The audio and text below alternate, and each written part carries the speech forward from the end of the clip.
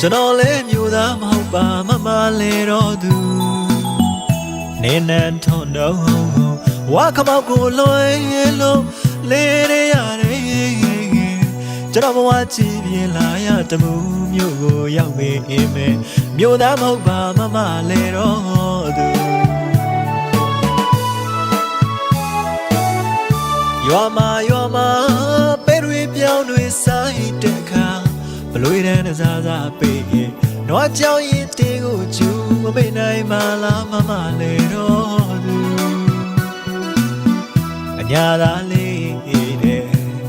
မြို့ပေါ်မှာကျွန်တော်ကိုခေါ်ကြရှက်ပဲရှက်နိုင်မောင်တမှုအညာကိုရွာကလေးကအညာသူအညာသားမနှော